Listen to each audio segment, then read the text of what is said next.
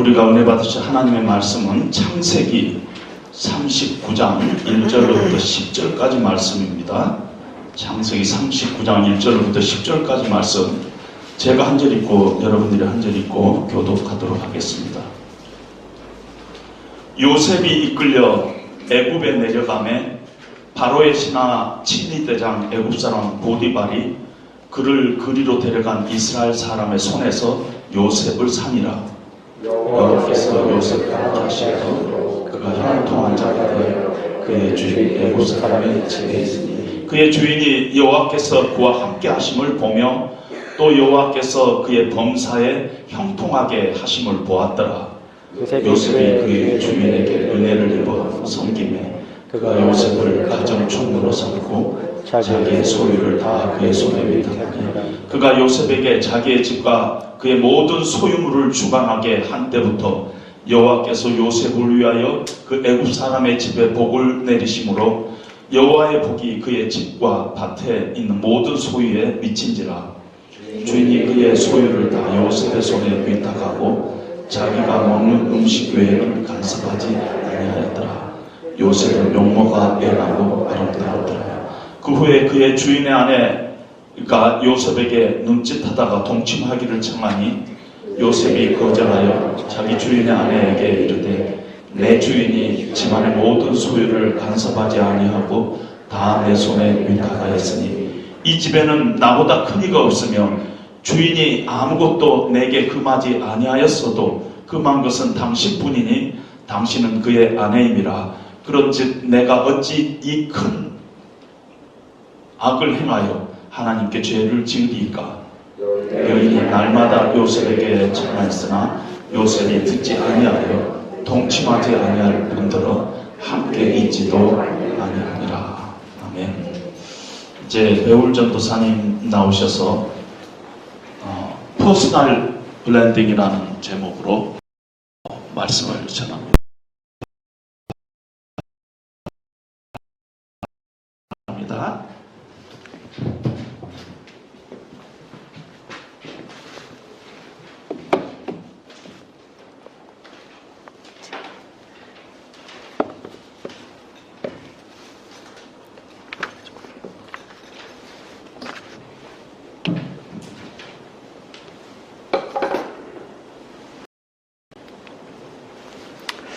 할렐루야.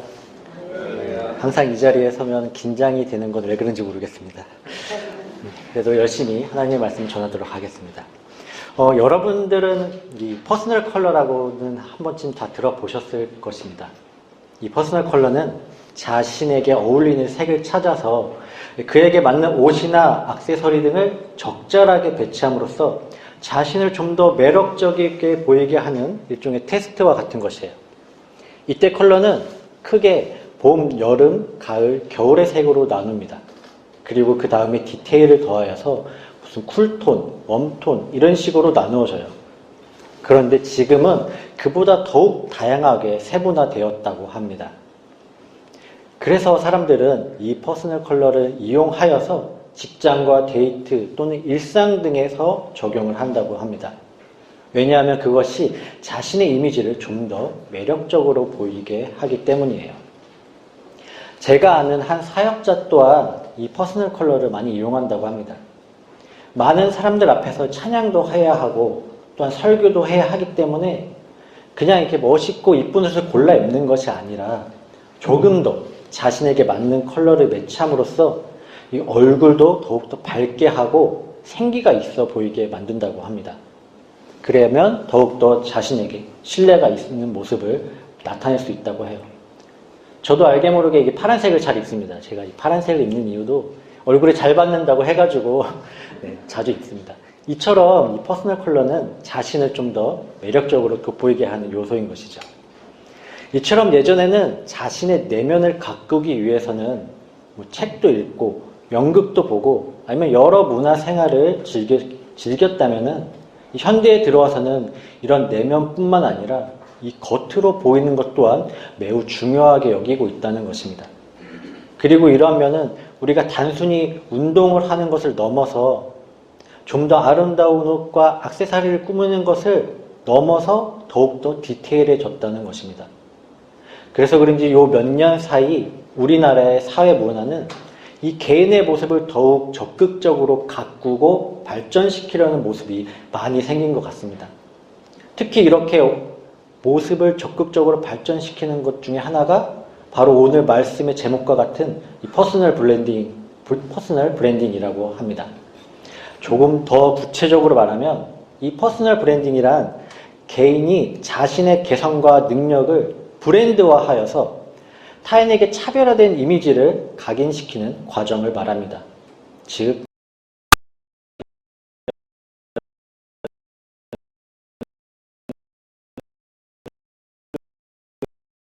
있지만 반대로 부정적인 면도 있는 모습이 사실입니다. 한 예능 프로에서는 이를 콕 집어서 보여주었습니다. 이어폰을 끼고 일하는 모습, 아니면 눈치 안 보고 자신의 의견을 자신의 요구 조건을 당당하게 요구하는 모습 등으로 말이죠. 물론 이런 모든 것들이 잘못되었다고 하는 것은 아닙니다. 하지만 적어도 자신이 있는 곳에서의 상황과 그 공동체가 추구하는 것이 무엇인지를 정확히 알아야 한다는 것이죠. 개인도 중요하지만 타인도 중요하다는 것입니다. 이처럼 오늘날은 개인의 능력이나 모습을 중요하게 여기는 시대가 된 것 같습니다. 그래서 이런 퍼스널 브랜딩이 지금의 시대에 계속해서 회자되는 이유 또한 이 현대 사회는 자기 자신을 그 자체로 정의하고 표현할 수 있는 자신의 가치를 브랜드화하는 것이 경쟁력이 되기 때문입니다. 그래서 수많은 사람들이 직장 이외에 유튜브나 블로그를 하고 인스타나 이 쇼츠 등을 통해서 자신을 계속해서 표현하고 있는 것입니다. 자, 그런데 이러한 자신만의 브랜드가 확실한 사람이 이 구약 시대에도 있었던 것 같아요. 바로 오늘 말씀의 주인공인 요셉입니다. 요셉의 과거는 많은 분들이 아시다시피 찬란합니다. 요셉은 이 12명의 아들이 있는 집에서 11번째 아들이었습니다. 그리고 요셉은 유독 아버지의 이 사랑을 독차지하는 아들이었어요. 얼마나 독차지했는지 야곱은 이 요셉에게만 화려한 채색 옷을 입혔습니다. 오늘날로 따지면 명품 같은 거겠죠. 그리고 형들은 이 아버지의 사랑이 너무나 요셉에게 집중되어 있으니까 요셉에 대한 말 한마디도 다정스럽게 건네지 않을 정도였습니다. 그런데 문제는 이 요셉에게도 있습니다. 요셉은 순수한 건지 아니면 눈치가 없는 건지 확실한 자기만의 색깔은 있었던 것 같아요. 요셉은 형들과 함께 양을 치러 갈 때는 형들이 양을 치다가 잘못을 하면 그것을 그대로 아버지에게 일러 바쳤습니다. 그리고 요셉은 형들의 그런 미움을 사고 있는데도 자신에게 절했다는 그 꿈 이야기를 가감없이 형들 앞에 말을 했습니다. 이 요셉이 얼마나 눈치가 없는지 이 아버지인 야곱조차도 요셉을 꾸짖을 때도 있었습니다. 이러한 요셉은 어찌 보면 너무나 순수하고 너무나 정직하지만 반면에는 정말 눈치 없고 밉상인 친구입니다. 어찌 보면 바보스러울 정도예요. 그런데 이러한 모습을 가만히 생각해 보면 이 비슷한 류의 사람이 있다는 것을 우리는 알 수가 있습니다. 대표적인 게 바로 우리 어린이들이에요. 어린이들은 너무나 순수합니다. 해맑아요. 그래서 그런지 눈치가 없어서 옳고 그름을 판단하지 못합니다. 진짜로 가감없이 말을 하고 막 놀려요. 특히 자신과 다른 모습의 사람을 본다면 거침없이 오해를 살만한 말을 합니다. 물론 이것은 아이들은 모르기 때문에 순수하기 때문에 나오는 말이에요. 하지만 요셉은 이 37장에 보면 17세라고 나와요. 결코 어린아이가 아니라는 말입니다. 그렇게 보면 요셉은 어찌 보면 살짝 문제가 있는 것 같아 보이기도 합니다. 하지만 어떤 면에서는 자신만의 색깔이 분명한 사람이에요. 자신을 일부러 브랜드화하려고 하지는 않았지만 어찌 보면 너무나 자연스럽게 브랜드화 되었던 것입니다. 하지만 그러한 면 때문에 요셉은 결국 형들에 의해 버려지고 결국은 팔려가는 결과로 이어지게 됩니다. 요셉이 팔려간 곳은 불행인지 다행인지 바로 애굽 왕의 신하인 신의제장 보디발의 집이었습니다. 그곳에서의 요셉의 브랜드 이미지는 매우 훌륭한 사람이었어요. 과거 형들과 함께 지냈을 때의 그 순수함과 정직함이 이렇게 막 빛을 발했는지 그의 주인이 요셉을 아주 신뢰하고 있었던 것입니다. 얼마나 신뢰를 하였는지 이 4절 하반절과 6절 상반절에 보면 이렇게 말하고 있어요. 우선 4절 하반절입니다. 그가 요셉을 가정 총무로 삼고 자기의 소유를 다 그의 손에 위탁하니. 아멘. 6절 상반절입니다. 주인이 그의 소유를 다 요셉의 손에 위탁하고 자기가 먹는 음식 외에는 간섭하지 아니하였더라. 아멘. 주인은 이 요셉에게 집에 있는 모든 것을 맡겼던 것입니다. 그리고 단 한 가지, 자기가 먹는 음식 외에는 모든 것을 맡겼다는 것이죠. 이는 곧 개인적인 것을 제외한 모든 것을 맡겼다는 소리입니다. 그리고 그렇게 요셉은 그 집의 총무가 되었던 것이죠. 주인이 이 요셉을 집의 총무로 삼은 이유는 요셉이 그만큼 신뢰할 수 있는 사람이며 이 모든 일에 충실히 행하고 모든 일에 따른 결과가 좋게 나왔기 때문입니다.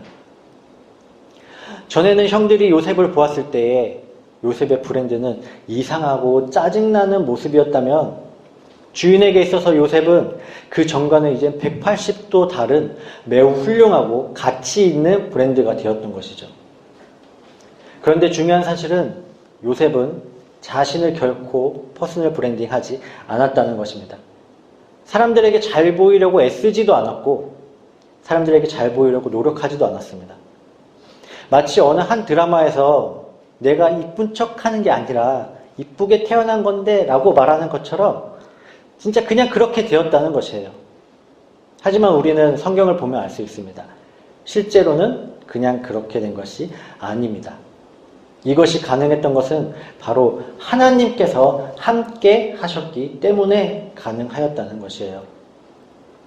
우리가 흔히 그냥 그렇게 되었다고 생각하는 것들이 그냥 되는 것이 아니라 주님이 함께 하시고 그들을 훈련시켰기 때문에 그렇게 되었다는 것입니다.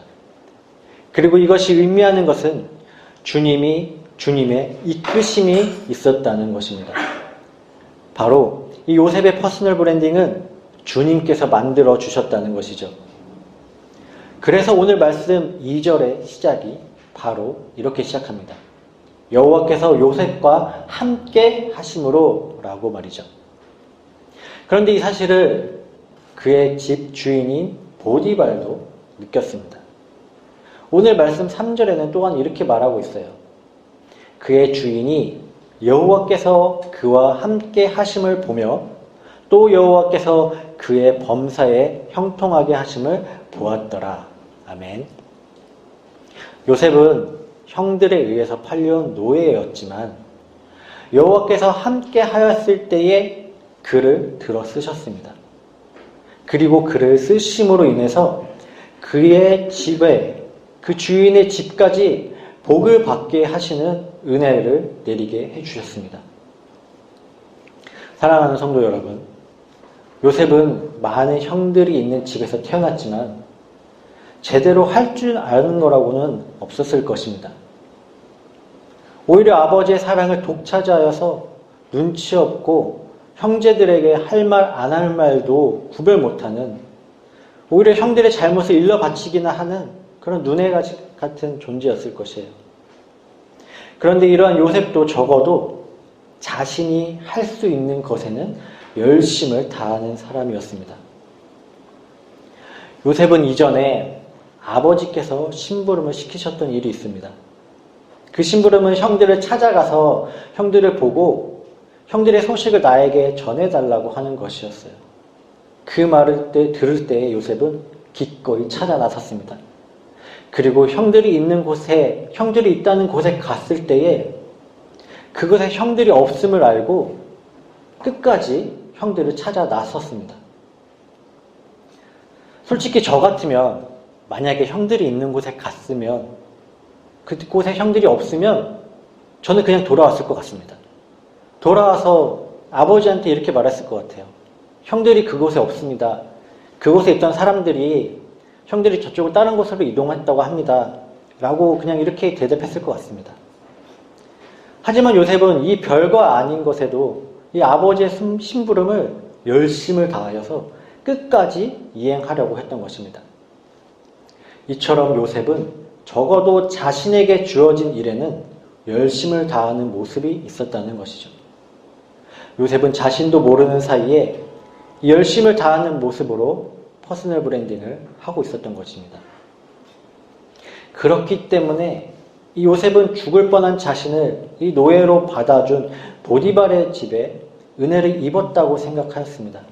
그래서 더욱더 열심히 순종하며 섬겼던 것이죠. 그리고 그것이 자신에게 주어진 일이기도 했기 때문에 최선을 다했던 것입니다. 그리고 무엇보다 하나님께서 함께 하시는 요셉이 그렇게 열심히 순종을 하니까 하나님의 그 큰 은혜가 그 주위의 모든 사람들까지 영향력을 끼치게 되었던 것입니다. 그런데 요셉의 순종은 이곳에서 그치지 않았습니다. 요셉의 순종의 이미지는 그의 주인인 아내인 보디발의 아내와의 사건을 통해서 더욱 드러나게 됩니다. 7절에서 주인의 아내는 요셉을 유혹하기 시작합니다. 왜냐하면 요셉은 일도 잘했지만 그의 외모 또한 매우 뛰어났기 때문이에요. 아마도 미인이었던 요셉의 어머니 그 라헬의 유전을 그대로 이어받았던 것 같습니다. 하지만 주인의 아내의 유혹에 그 요셉은 단호하게 거절을 하는 모습입니다. 8절에는 이렇게 말합니다. 요셉이 거절하며 라고 시작을 하고 있어요.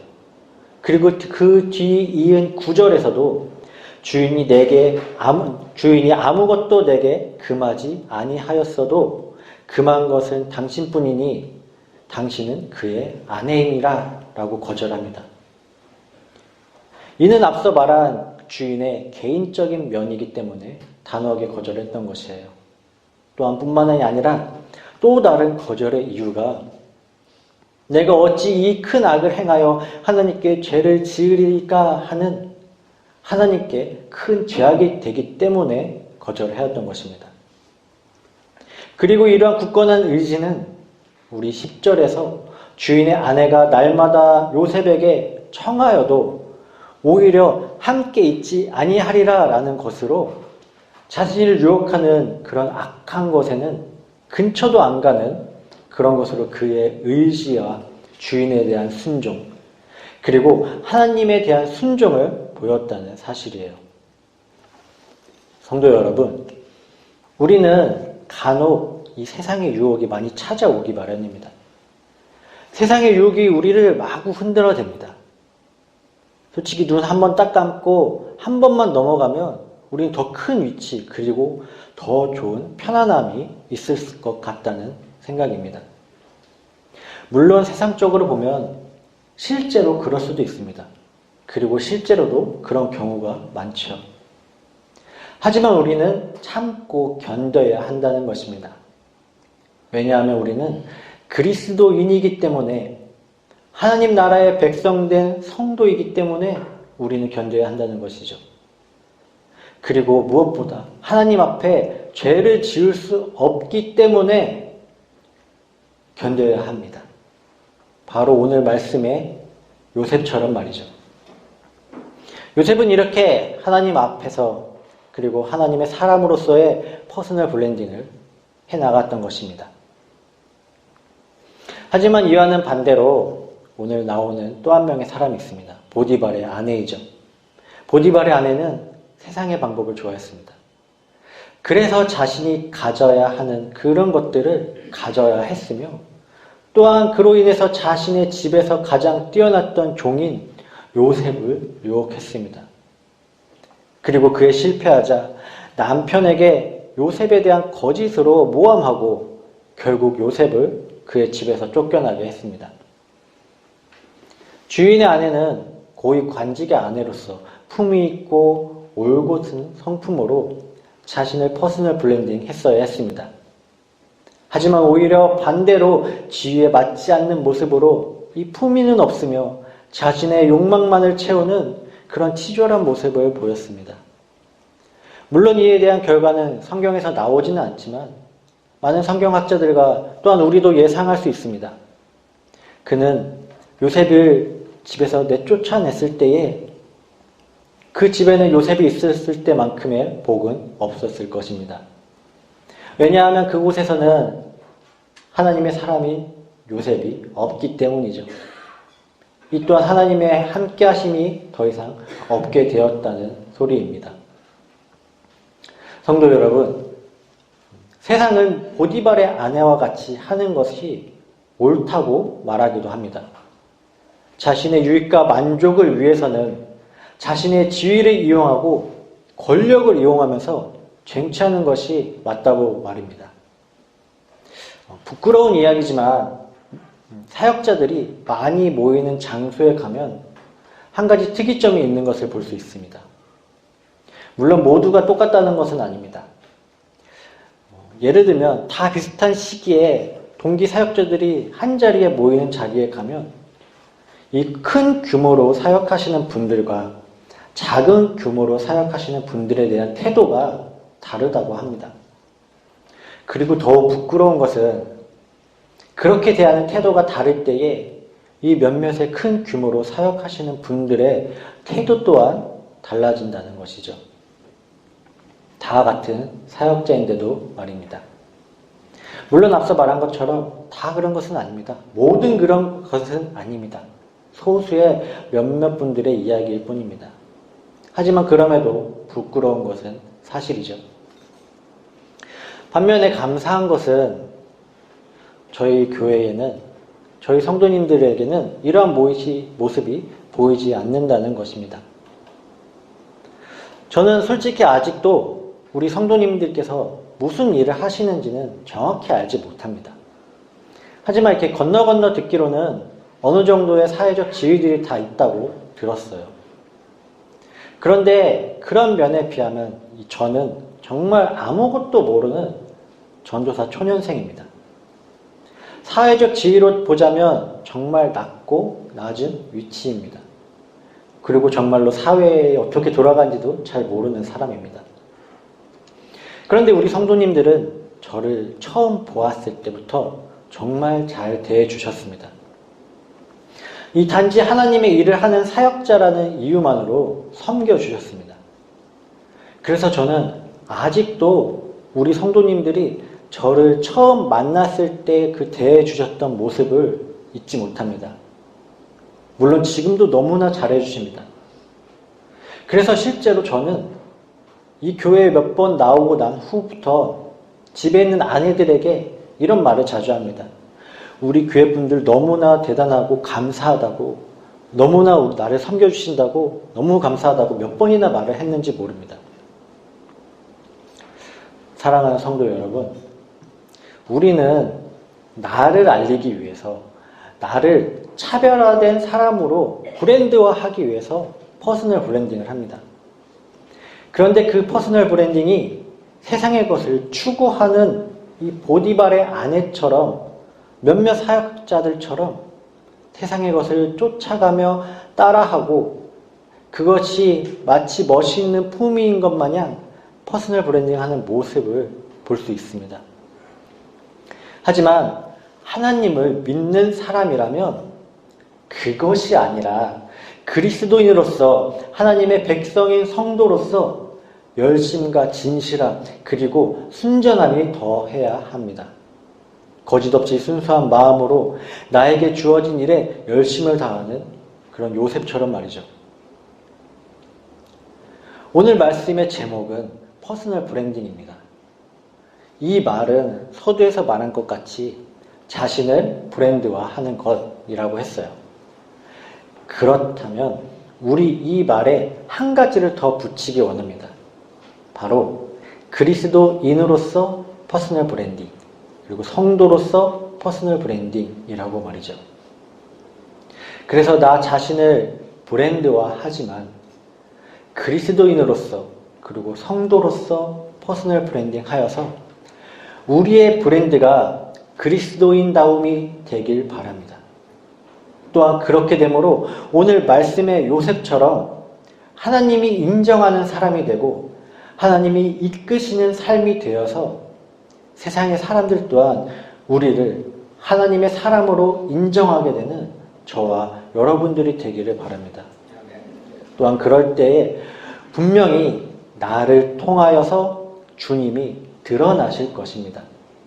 그리고 그로 인해서 나뿐만이 아니라 나의 주위의 모든 사람들 또한 주님과 함께 하심을 느끼게 될 것입니다.